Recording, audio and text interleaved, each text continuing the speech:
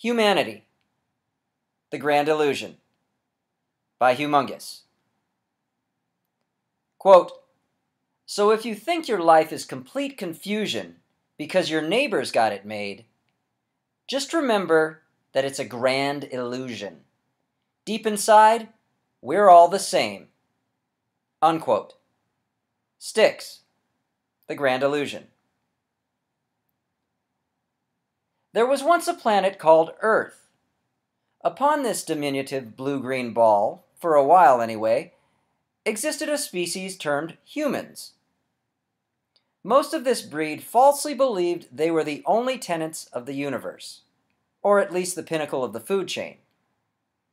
This, despite they knew not who they were, from whence they came, nor how to escape Earth should they need to. Said feeble-minded lot spent most of their existence amassing strips of fabric, known as cash or money, that innately had no value to them. Even while giant space rocks hurtled their way, humans took no notice, and continued engaging in this useless task. Given numerous warnings, their need to court the pointless was unquenchable.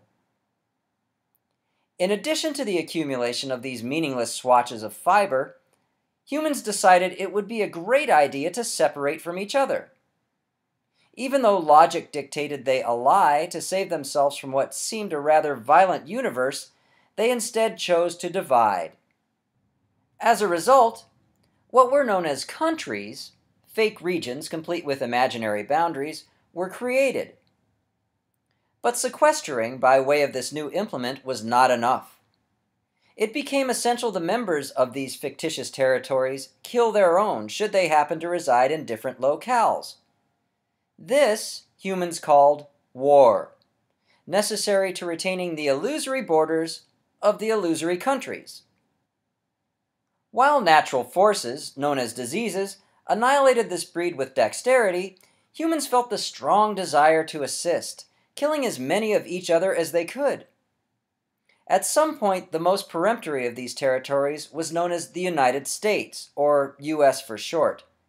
Members of this region were falsely led to believe, via a system of propaganda known as school, theirs was a special make-believe zone, espousing ethics never before exhibited. In reality, the US was founded upon the same tenets, murder, rape, and thievery, as any other country. Residents of the United States were forced to pledge compliance to die for their territory to another useless strip of fabric called the flag. While most of the U.S. population told themselves theirs was an ethical endeavor, their ancestors had massacred, forcibly fucked, and stolen from the humans who had formerly inhabited this region. Afterward, they developed a holiday, a gala, and referred to it as Thanksgiving, to commemorate this monumental malevolence. The population of the United States celebrated this festival yearly, forgetting the mass of humanity erased, now represented by this jovial event. All the while, the enormous asteroids continued to race toward Earth. Although money didn't exist, holidays helped amass so much more of this apocryphal ideal, humans were unable to cease at one. Hence, Christmas, which exalted the birth of Jesus Christ, a fictional godhead for which there was no historical basis. This holiday was celebrated by homage to a fat geriatric with the ability to visit every home on Earth in a single night. Said swollen senior commanded a sled powered by 8 animals with no wings that magically possessed a mastery of aerial navigation. And then came Easter, a festival observing the death and resurrection of Jesus Christ by pretending a monstrous rabbit left chocolate eggs during the night. Since self-annihilation was paramount to humanity, Memorial and Veterans Days were designed to provide gratitude to hired assassins, termed soldiers, able to kill more of their own than typical humans. Fictitious regions, known as countries, required equally fictitious leaders, known as presidents. These non-existent commanders, who annihilated more people in one day than most soldiers during their entire quote-unquote careers, also possessed their own holiday. But humans couldn't stop with adoration only on certain dates. They felt the need to idolize these consummate killers all the time. Hence, cash was decorated with the faces of these pretend leaders. George Washington, a man who owned more than 300 slaves and would in most eras be incarcerated for such, was the first of these presidents. His memory was apotheosized in denominations of cash known as the quarter, as well as the dollar bill. Abraham Lincoln, an overt racist and mass murderer, was glorified on currency called the penny and the $5 bill. President Andrew Jackson, a lightly toned human, with proficiency for killing dark-toned humans, was remembered on the $20 bill. This veneration wouldn't be confined to presidents, though. Pretend protectors, termed gods, were imperative when controlling the population should citizens become insurgent toward the imaginary rulers. Of course, these deities required homage. Over millennia, numerous gods came and went, all dismissed as absurd by subsequent generations. None of these supreme beings were validated by physical evidence, and yet each was revered by the majority of humanity. Noble traits were assigned these gods, which humans were informed they'd be judicious to emulate. This, even though the deity of the Jews, a portion of humanity excluding itself from others, commanded its adherents to slaughter, rape, and plunder. The godhead of the Christians, another chunk of humankind eager to separate themselves, admonished those who failed to admire it. By doing so, they'd be eternally burned and eaten alive. Even without palpable proof of the existence of these deities, the bulk of humans declared belief in them, promulgating reverence again on cash. Hence the slogan, quote, "In God we trust," unquote, on all forms of U.S. currency.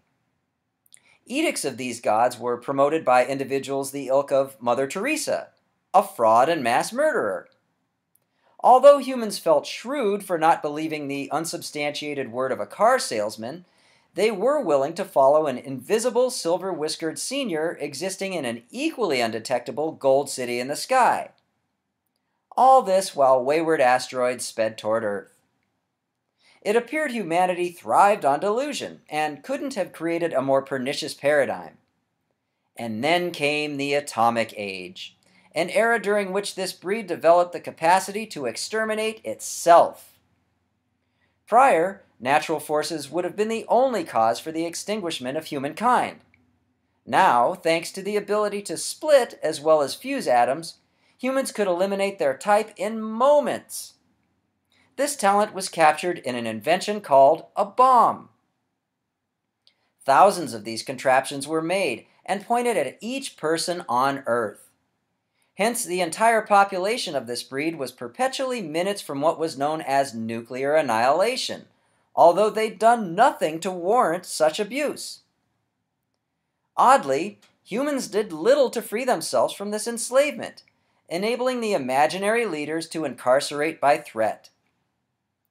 Even though humanity had the sun at its disposal, a source creating more energy in 1 second than humans produced in their entire existence, leaders spuriously informed people it was imperative they split atoms.